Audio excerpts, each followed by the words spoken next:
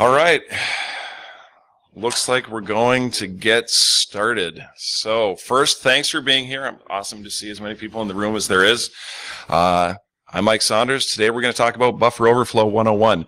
One point, I'm going to be switching back and forth between a VM and my slides. And if I forget to press the key combination, I'll be doing my VM and you won't see it. So if that's happening, just let me know. Hi, Mom. Hi, Laura. They're watching at home. So I'm Mike Saunders. We're talking about Buffer Overflow 101. I've been in IT full time since '98, and I got into security back in 2007, and I've done a lot of different jobs in IT. I started in help desk and did some network work, did some system administration, ran an ISP, did stint into development. Then I got into security, and right now I'm a pen tester. And when I'm not doing tech stuff, I love fishing, especially ice fishing. Not necessarily good at it, as you can see here, but I always enjoy it. So what was the motivation for the talk? Well, first, I want to know about you guys. So how many here have ever used a buffer overflow, maybe Metasploit or an exploit DB module? So we got a lot of people. So how many people have ever modified an existing exploit? You put in your own shellcode or different return address. Okay, so we got pretty good. How many of you have ever found a buffer overflow and developed an exploit for it from end to end? Okay, good. All right. You're in the right place. Not too long ago, I was in the spot where I knew what a buffer overflow was. You copy a bunch of data into a buffer, and it's more than you're supposed to put in there, overwrite stuff in memory, and bad stuff happens. And I didn't understand any more than that. And as I started getting comfortable with it, Micah Hoffman has talked his imposter syndrome talk about how I feel like you're the only person in InfoSec that doesn't know something and you know this much and everyone knows this much. And reality is we all know these overlapping bits. And so I'm following people on Twitter and InfoSec, so obviously they know everything. And they send out tweets. They're like, hey, I'm trying to learn buffer overflows. Does anyone have any resources? I was like, whoa, I'm not the only one. There's other people. And so I started talking to some friends and I said, do you think this would be an idea for a talk? And they were like, yeah, you should definitely do it. And so I started working something up and I submitted it. And so that's where we're at. That's why we're here. We're talking about Buffer Overflow 101 because there's a lot of people that don't know the basics. Before we get into it, I need to put some assumptions out there. We're dealing with 32-bit x86 architecture. Other architectures aren't fundamentally dissimilar, but there are differences. And we're dealing with stack-based buffer overflows where you overwrite a return address. We're not doing any kind of heap spraying, SEH overwrites, nothing advanced here. And we don't have any kind of protections against buffer overflows working against us. There's no stack canaries, no DEP, ASLR. And if you know how to write more advanced exploits, if you're doing ROP chains and that, feel free to stick around, Ron. But we're not going to talk about that stuff. We're going to be real buffer overflow 101. And probably the first thing you do is talk about what is a buffer overflow. This is not a buffer overflow. Thanks to Bill for pointing this out to me. Sub T, great. And it's quite possible I might say Buffalo overflow here after this, so I'm sorry. But a buffer overflow is simply when a program incorrectly copies more data into a buffer than it previously allocated space for, and it overwrites adjacent memory locations. So let's say you set up a buffer that's 100 bytes, and you write in 200 bytes. That extra 100 bytes writes over spaces that are already on something called the stack, and that might cause bad things to happen. The program might behave weird, data might be corrupted, the program might crash, and if you do it correctly, you can actually gain execution control, and then you have a working exploit. So that's what we're going to do. We're going to walk through from finding a buffer overflow all the way to doing an exploit. But we need to talk about a few things. First, the stack. The stack is a storage structure in RAM. It stores data in contiguous blocks. And it's typically used to store information like local data, like functions and parameter values, and something called a return address, which we'll talk about a lot more here in a bit. And I should point out, all these slides will be available afterwards. I'll have them up on GitHub, as well as the Python code that we're going to look at, so you can follow through. And I also have some slides that we're not going to see in the presentation here that will help out when you're not listening to the talk. So all that will be available for you. So I like to see things visually to help me understand tough concepts. I'm a visual type thinker, so I need to see things. And I found this model of the stack, and I changed it a little bit. So if you've got a program, you've got a main function. That's the parent routine. So if I switch back and forth between parent routine and main, know that they're the same thing. And then you have another subroutine. Let's call it init. That's this. This is init's portion of the stack. Main also has its own stack that looks similar, but we're only going to talk about init here. And there are a few things in init stack. First, we've got the parent routine stack at the bottom, and then above that we have init stack. Init stack is at lower memory addresses. It's on top of the parent routine at lower memory addresses. And if you've ever studied comp sci and you studied this, you probably learned it with lower memory addresses at the bottom, highest memory addresses at the top. I'm using a model where it's highest memory addresses at the bottom, lowest at the top. So if you studied comp sci, you're familiar with that. This would be completely inverted. The reason I'm using this model is because most of the resources that I used to learn showed it in this model. And if you use a debugger, you'll see lower memory addresses higher, and higher memory addresses, you got to scroll down to see them. So that's the model I'm going to use. Either one works. You just have to be familiar, or just keep in mind what model you're using. And if you're using this model and all of a sudden you come across some college class slides, it's bewildering until you realize what happens. That happened to me like a few weeks ago. I was all of a sudden like, everything I know is wrong. Like I was questioning, I'm getting ready for this, and I was like, what am I doing? I have to back out.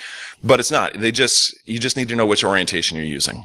So in our stack, we've got char, car, care, I don't know. What do we want to call it? I don't have the right name. We've got a variable that we pushed onto the stack called foo. And we also have something called a frame pointer. There's base pointers, and they're important, but we're not going to talk about them. And then we have this thing called a return address. And a return address is a place in memory that stores the location of a place in memory where we need to do something. And we're going to talk about that more in a little bit. We also have this concept of ESP, or top of stack. ESP is not on the stack. ESP is a pointer. It's a CPU register that points to a location in memory. So right now it's pointing to the top of the stack. If we pushed on another variable onto the stack, let's say we pushed bar on, ESP is going to be updated to point to the new top of the stack. We're at the top of bar. And then if we pop bar off, our ESP pointer gets updated again. The register is updated to point to this new top of the stack. This all become important later on. So I said the ESP stores the location of the top of the stack. It's not storing data itself. It stores a memory address. And it's one of 8 general purpose registers. Historically, these general purpose registers had more defined uses, but now they can be more flexibly used depending on what the compiler wants to do or what the developer wants to do. All important, the only one we're going to focus on is ESP. And we also have this concept of special purpose registers like EIP. EIP is the extended instruction pointer. And the instruction pointer keeps track of the next execution, or the next instruction to be executed. So if you imagine you have a block of code, you're executing this line, EIP is pointing to this line, you get to this line, EIP is pointing to this line, you keep moving through. It says this is the next place you need to go. So it stores addresses. It doesn't store instructions. It only stores address locations. And you can't modify it directly. It's modified indirectly through the kernel and through some very specific calls. So we can't control it. When people say they overwrite EIP, they actually overwrite the return address. They don't overwrite EIP, and we'll take a look at that. If any of you know Kami, tell him that you overwrote EIP because he loves that.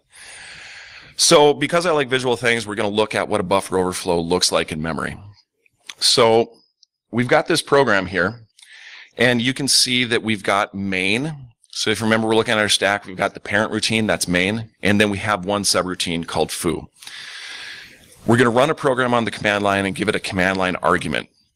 Main is going to call foo and pass that command line argument into foo. And then in foo, we declare a variable C, and it's 12 bytes in length. And then we're using stir copy, and we're going to copy the contents of that command line argument we got into C. Now, we're not doing any bounds checking. We're not making sure that it fits in C. We're just going to blindly copy it in. If it's smaller, if it's great. If it's significantly larger, it's still going to do it. We're going to print the output to the screen, and then we're going to return back to main, and the program's going to exit.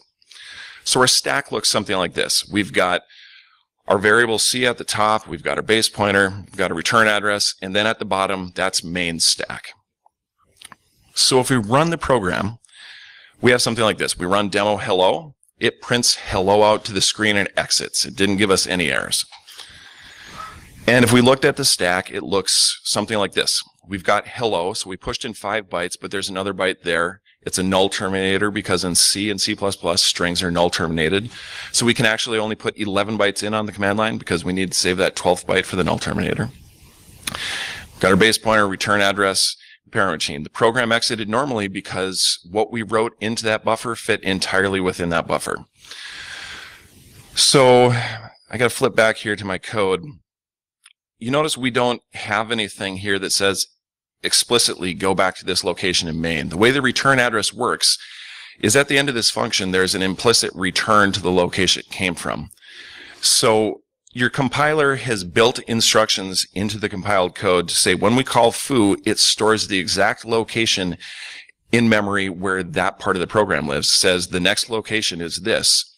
That's the next command they'll run after we call foo and return back to main. It stores that address in the stack at the return address in foo's stack. So that return address is there. When we run through foo, we copy the stuff into the buffer, we print. There's some more stuff that happens behind the scene where the return address gets loaded back into EIP. And that tells the CPU then, since that's the next address to be instruction, that we're going to go back to main right after we called foo, where we get return 0 and we exit the program. So that's how the return address gets loaded into EIP. So this worked fine. We had no problems. But what if we gave it too much data? In this case, I had 16 A's and 4 hex CCs.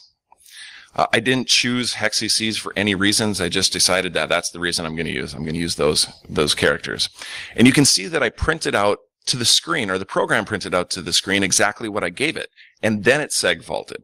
And that's an important thing to make note of. The program didn't crash immediately when we copied the data into the buffer and overwrote that adjacent space on the stack. The program crashed when it tried to use the data that was in the stack. And the reason why is it looks something like this. C was 12 bytes, and we wrote in 12 A's. So we completely filled our buffer that we had set aside for C. But then we also had those next 4 bytes of A's, and then the 4 bytes of CC's. Those 4 bytes of CC's overwrote the return address. So the return address gets loaded as EIP. EIP is now CC, CC, CC, CC. It's not a valid location in memory where code for our program lives. So the CPU doesn't know what to do next. It's like, I got to give up. It seg-faults and it crashes. And that is a buffer overflow in a nutshell. Like if you understand that much, you now understand what a buffer overflow is, and you know that if I can put a return address in that I control EIP.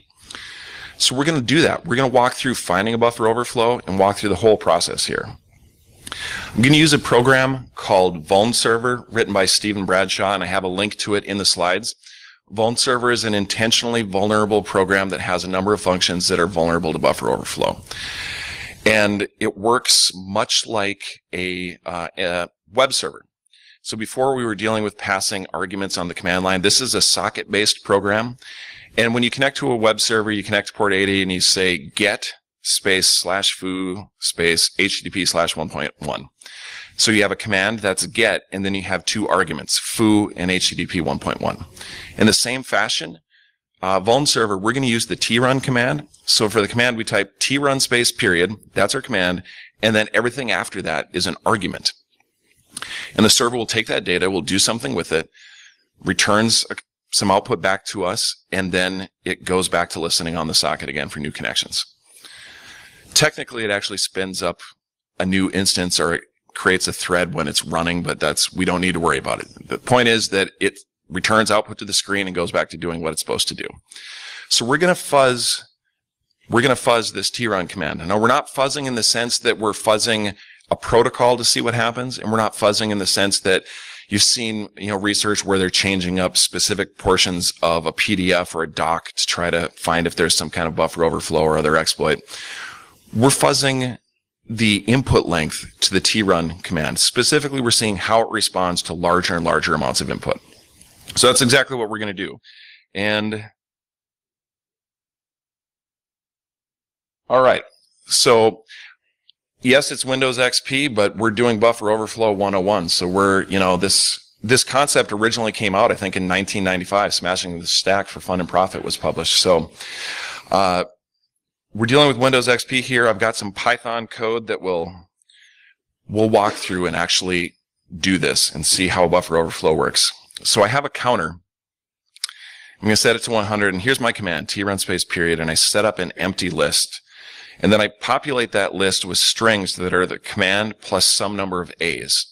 And then I increase the number of A's here by adding 200. I run through it again, so it gets 200 bytes larger every time. And then through some simple socket programming, I connect to the server. I send my data, I receive a response, and print it back out to the screen. And I've actually used this exact Python code to find the same kind of buffer overflow vulnerabilities in other programs. So this isn't specific to this. I've used it for other socket-based programs. So I'm going to use the immunity debugger. You could use Ollie or another debugger if you want. This is the one I'm comfortable with. So I'm going to go ahead and open up my program and start it. So this is the disassembled code for the program here. Over here are those registers we talked about, things like EAX and ESP and EIP. Some flags and other things that are definitely important. Not going to talk about them today. So our program's running normally. So we're going to go ahead and run our first Python script. We run it. We can see it's sending data to the server, and we get a trun complete back every time. And that keeps happening all the way down, excuse me, to 1900 bytes. We get a trun complete. But when we try to send 2100 bytes, we don't get a response back. And if we look at immunity, we go down here, we see it's paused. And the reason is access violation when executing 41, 41, 41, 41. So EIP is 41, 41, 41, 41. It tried to execute. That's where its next instruction, or where it thinks it is, and there's no code there because we can't see any code here. There's no instruction. It doesn't know what to do. Does anyone know what the 41 is? Right, it's the hex representation of an A. So that means we must have overwritten the return address because it's in EIP. We must have overwritten the return address with A's. So at this point, we know there's buffer overflow. We know that we overwrote the return address.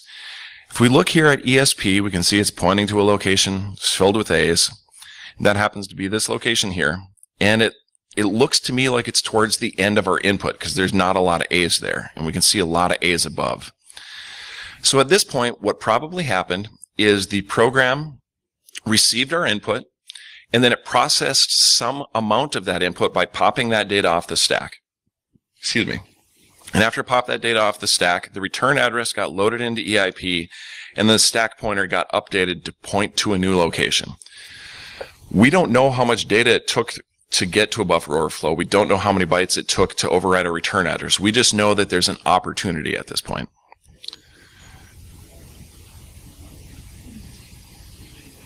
So we're going to go back to our slides and figure out what we're going to do next. So we know we got 1900 to 2100 bytes of data to cause a buffer overflow. We know that EIP was we overwrote the return address, which caused EIP to be 41, 41, 41, 41. We don't know anymore. So we're going to use pattern create. Pattern create is a Metasploit framework utility that creates a non-repeating string of characters of a specified length. And I'm going to choose 2500 bytes. The reason it's non-repeating, and the reason why will become apparent when we go through the next exercise. But so we have this string, it's 2500 bytes in length, non-repeating. So I'm going to go to my second Python script, and this is exactly what I'm sending, my command and that string that we just generated. We're going to send it to the server. Oh, that's the wrong one. Hey, it still works, right? Thank you. So then you couldn't see me screw up anyways. Here we go. Let's go back here. There we go. So I'm going to run my module. You see it ran. Vuln server said hello, didn't give us a response. We see that immunity is paused. And now we see that we have an access violation when executing 396F4338. So we see EIP is 396F4338. So if you're going through this process on your own, you're going to want to write this number down because you're going to need it in the next step. But I want to point out a few things here. So ESP is pointing to a location that starts with CP0C, and that's right here. And if we back up just a little bit, we see that this value is 396F4338. So that means we overwrote the return location with this value right here. This is our return location. It's this many bytes into our input. We still don't know how many bytes that is, but we're going to find that out. But I wanted to point out a couple other things. So since we already know that these are hex representations of ASCII characters, an 8 should be less than 9 in ASCII, except here it's 39 and then it's 38, but here it's 8 and 9. Why is it backwards? Little endian. This is a little endian system. It's an x86 system, so data gets pushed on the stack in reverse byte order. Now, if you were big endian smalls and doing stuff on a mainframe, it's, big endian. So we put stuff on the stack exactly, it was read left to right. But it's little endian, so it goes in reverse byte order. That'll be important later. The other reason is you may have asked, where did he come up with 2,500 bytes to do this? Like, why did I choose 2,500 bytes? Because we know that it occurred somewhere between 1900 and 21. The reason is we're doing 101 level buffer overflows. So it is possible to do a buffer overflow with very little space left on the stack. Like here, let's say we could only push in a few bytes. There are buffer overflows techniques you can use. That's beyond 101, so we're not talking about that. So I need to make sure that I have room for shellcode. Shellcode's going to be it's going to be between 200 and 300 and some odd bytes, depending on what payload we generate. Now, I should point out, we could actually use this space that we overwrote with the A's earlier, those monobytes before, but then we have to start doing some math, and that gets beyond buffer overflow 101. So we're going to use this method, and we'll talk about how it works. So now we know the buffer overflow occurs. Our return address is right here in our input, and immediately after that point, immediately after the bytes that our return address are, is where the stack pointer is pointing to. So what would be really awesome is if we had a way to, tell the computer, hey, I've pushed in shellcode, and it's right here. I'm going to skip over these. They're in the slides. If you could go to the location where ESP is, but we don't even know how many bytes we need until we can cause a buffer overflow. So we have something called pattern offset. It's the complement to pattern create. Because pattern create creates the same string every time we run it, we can use pattern offset to tell exactly how many bytes it took to get that value that we had in EIP.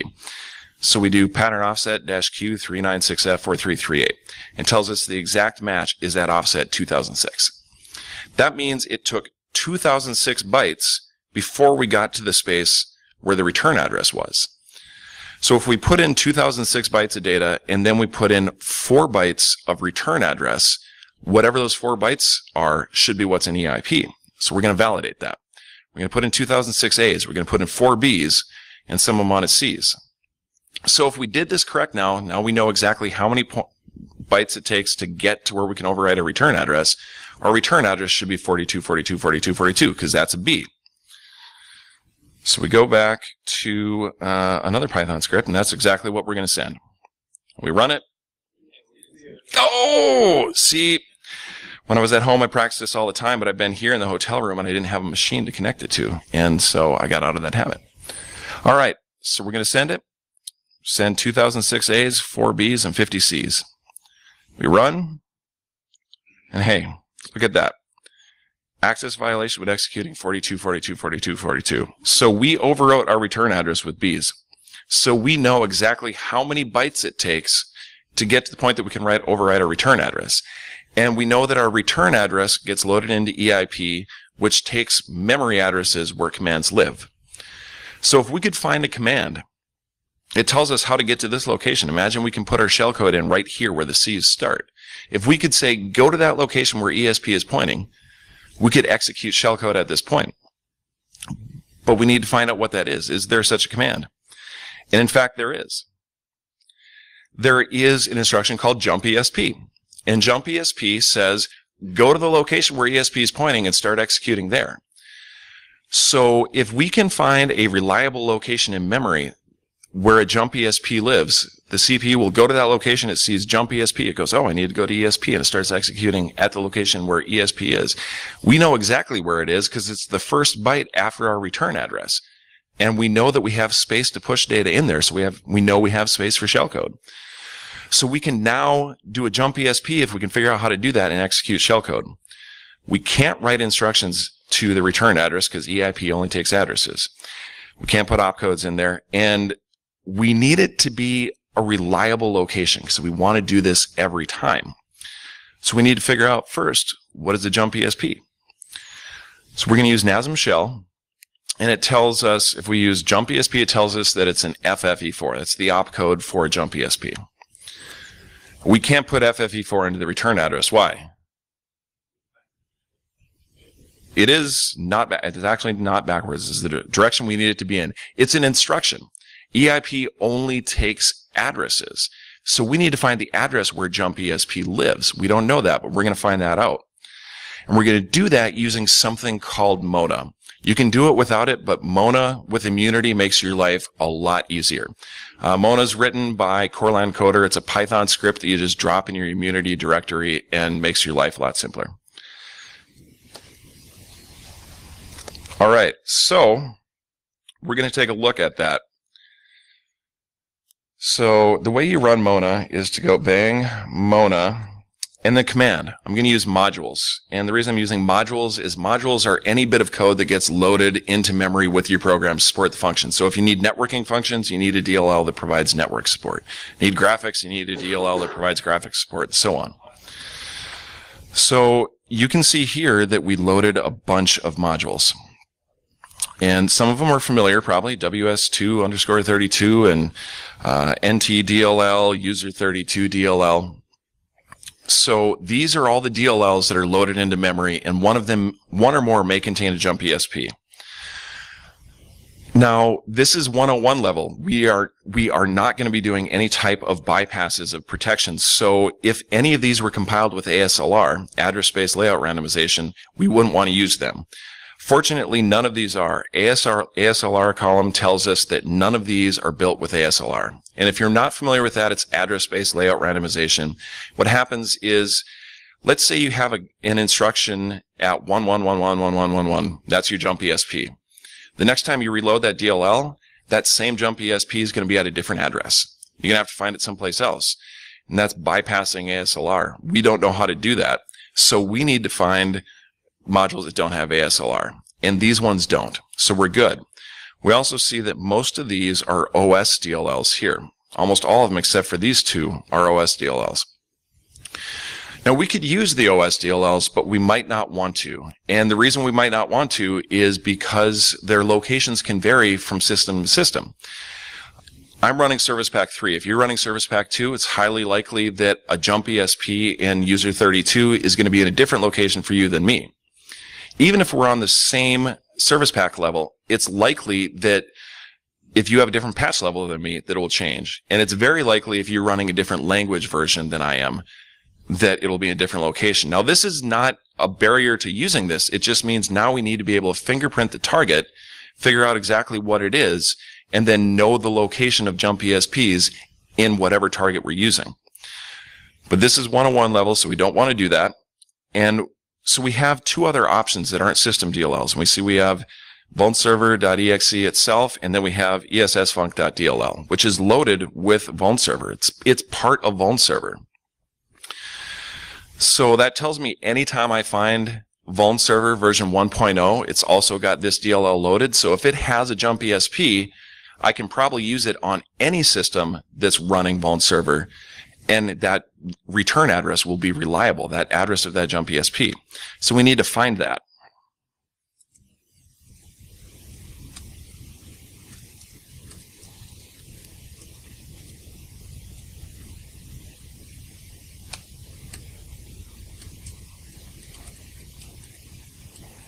I'm not good at multitasking here. Okay, so I'm going to do mona-find, and then I'm using -s to search for a string, and I'm using in hex, I got to quote these out, so FFE4, because that's a jump ESP, and then I'm going to search in the ESSfunc.dll module.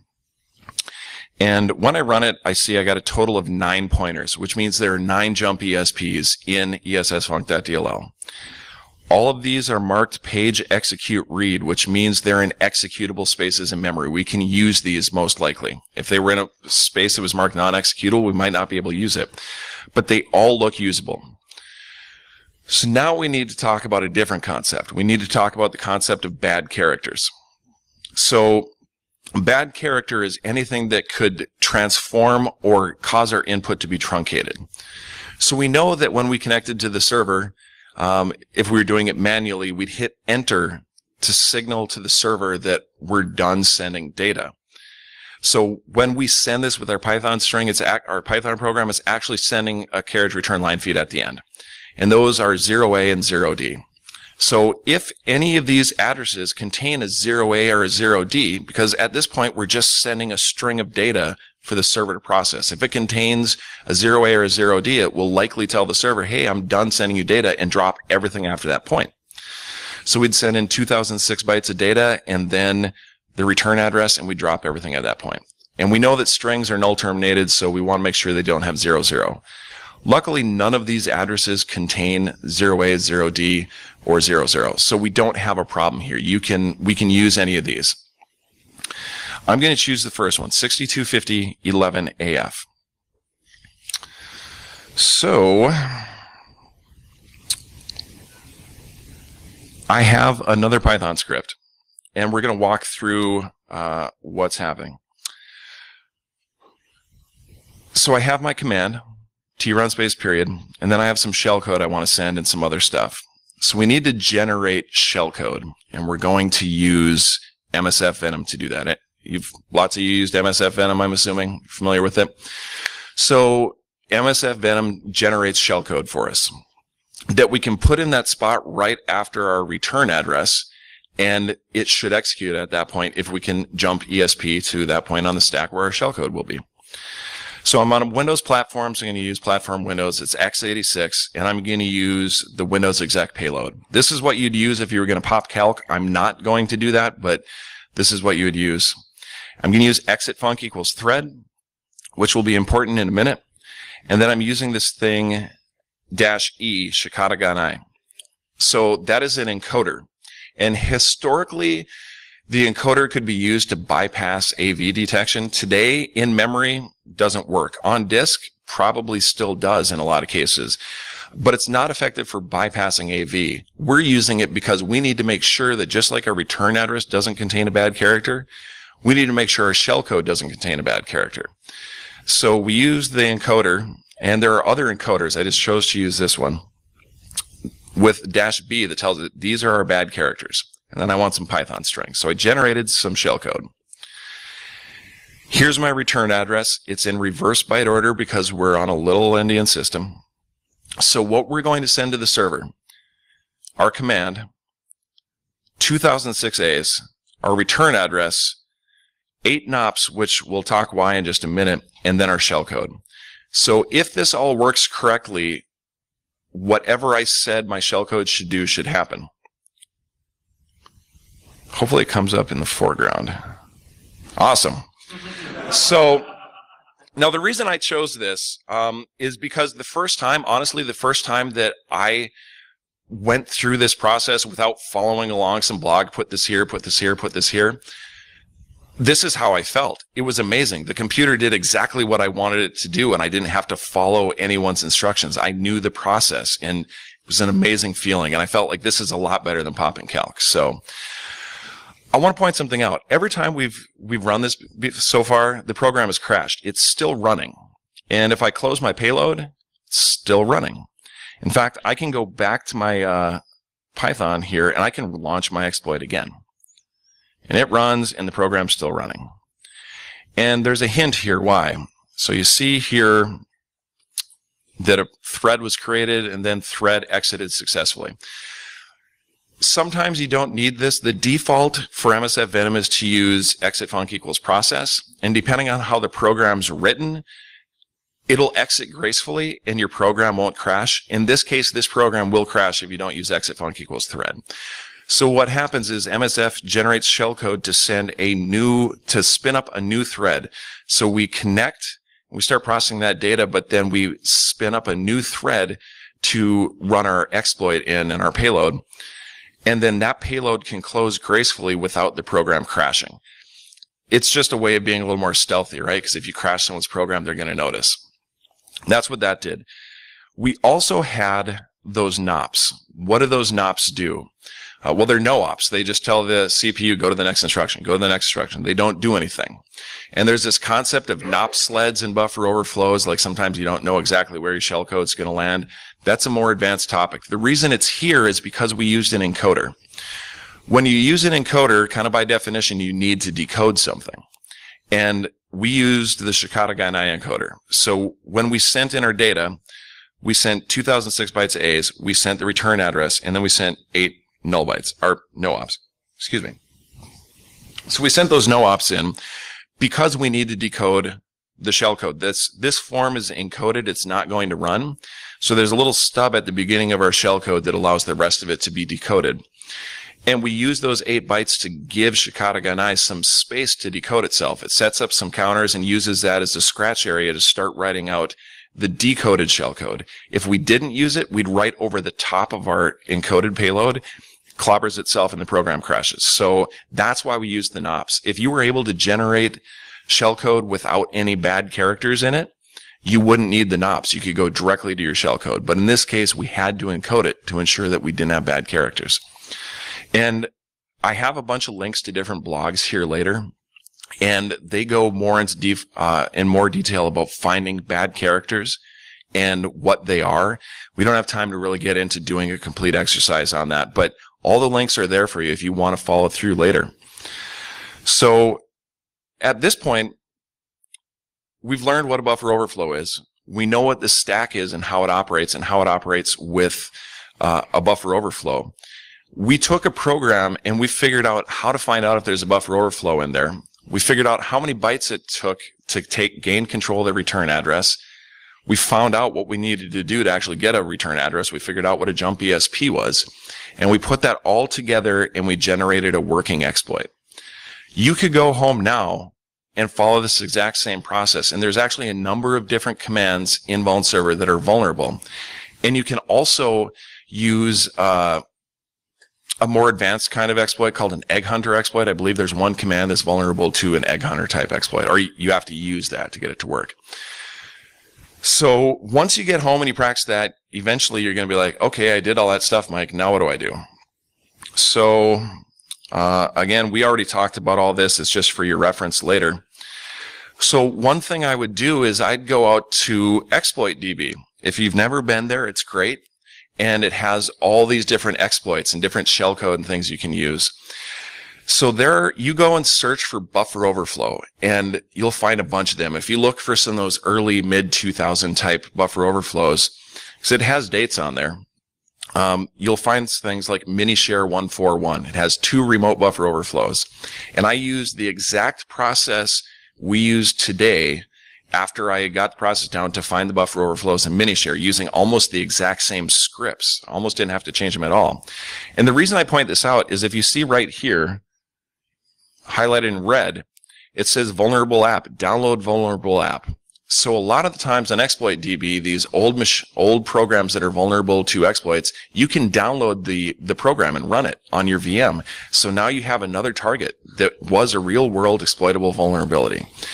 And once you've done a few of these socket-based, you might want to look at other things. Back around this time frame, there were a lot of MP3 players that were vulnerable to buffer overflows if you had a specifically formatted M3U playlist file. You can use kind of the same process that we use to generate successively larger playlist files and then run them through the program to see, can you create a buffer overflow, and then the same thing for finding your offset and that. It's a little bit slower unless you can figure out how to script it, but you can use the same process. You can even use this process on Linux systems. You can go out and research some older Linux buffer overflows, download a 32-bit copy of Kali or something like that so it doesn't have the memory protections in it, and then compile some code or find a program and then you use something like EDB or GDB. I'd probably use EDB because GDB is not terribly friendly to newcomers. EDB looks a lot like Immunity, and you can actually use this exact same process with a few changes to write buffer overflows on Linux. So at this point, you have the building blocks to move on to further and further more difficult types of exploits. We're not bypassing ASLR, we're not doing ROP chains or anything right now, but we've got the building blocks. Those aren't fundamentally dissimilar. The path to get there goes along this way. So we're taking some baby steps here. We're not running a marathon. But you've got the tools that you need to get to that point. So apparently I didn't breathe because we're a little bit ahead of schedule where I expected to be.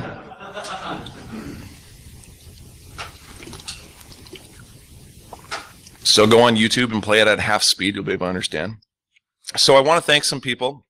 I want to thank Stephen Bradshaw for writing Vuln Server and his blog articles, which I have linked here, because they were essential to me. I want to thank Peter Corland Coder for his blog articles and things like Mona.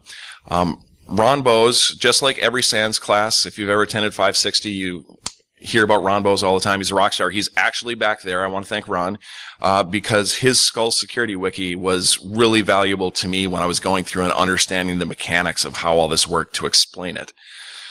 And then I want to thank these guys, some good friends of mine that were very helpful and encouraging and patient with me when I was learning buffer overflows, especially Kami. He helped me put together my talk, helped me review the slides and make sure that I was giving you information that was the right information. And so thank him if you like this talk, and thank him, or actually go up and tell him that you overwrote EIP, because he loves that. Because we can't overwrite EIP. I know I have to explain the joke. But so I have some resources. I promised you resources. We've got Vuln Server and Mona.py. Both of them are here. And again, feel free to take pictures. I will tweet out the address to my GitHub here later today that will have the Python scripts and my slides for you. I also have some links to a number of different blog articles that you can learn from. They go through from the basic buffer overflow to advanced type things like SEH overwrites and doing other things like egg hunter exploits, things like that. So these three are great resources. There's probably 20 blog articles to read, 20 or 25 between all of these. It'll keep you busy learning for a while. And some learning resources here, just some wikis and things that talk about the stack and buffer overflows. And then if you want more practice, here's some places you can go. Places like exploitexercises.com. And the Over the Wire Wargaming Network has all kinds of different challenges. Some of them are stack buffer overflow based. Vulnhub.com, if you've never used it, you can download a lot of vulnerable VMs that have various kinds of vulnerabilities, and some of them are written specifically to test buffer overflows. And then hackthebox.eu. I haven't used it, but some friends have. And you sign up for the network, you connect to it, and some of the machines are buffer overflow challenges. So there's a lot of opportunity for you to start learning, getting your feet wet, going through the mechanics, and getting comfortable with this. But I can tell you that you have the tools right here. If you took this slide deck home, you have the tools. Every one of you can do this. It's just a matter of stepping through it.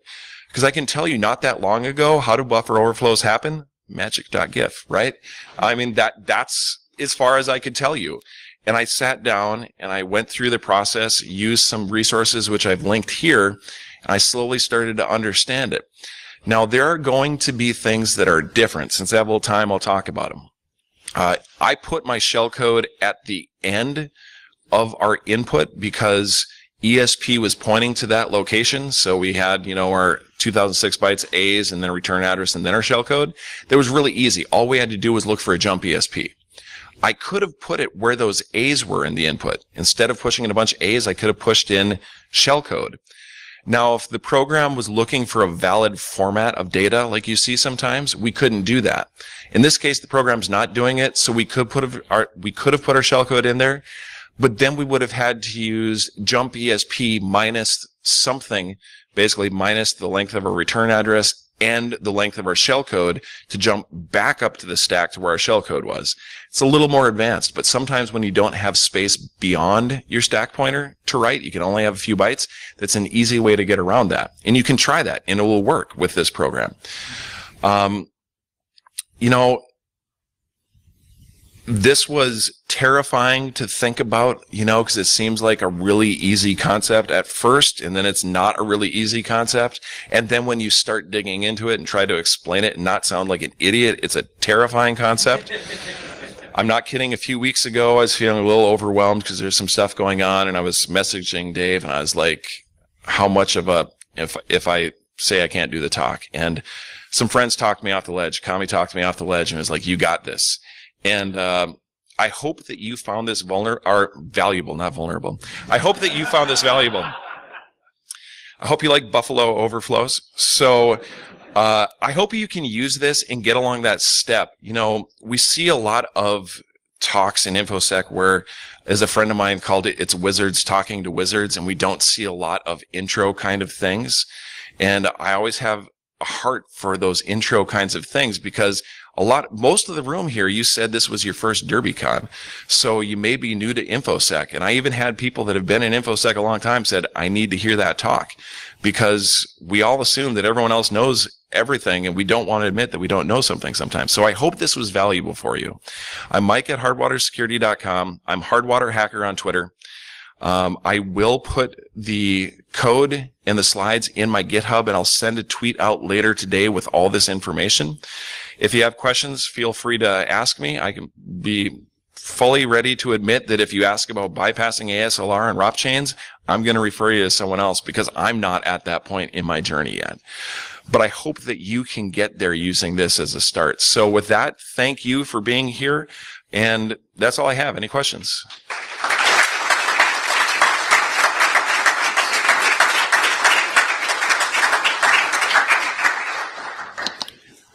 Yes. Did you just arbitrarily choose the number of knobs that you used, or was that something that was deliberate? Did I arbitrarily choose the number of knobs that I used, or was it something deliberate? Honestly, when I first started learning, the first tutorial I used had 8 knobs, and I stuck with that, and it works. You may even be able to get by with fewer knobs. But as you go through the process, sometimes, you know, it's not always going to be the same. There's one, I think it might even been mini share, that it's very close to this, but there's a few stumbling blocks along the way where something's a little bit different. And that's where spending time in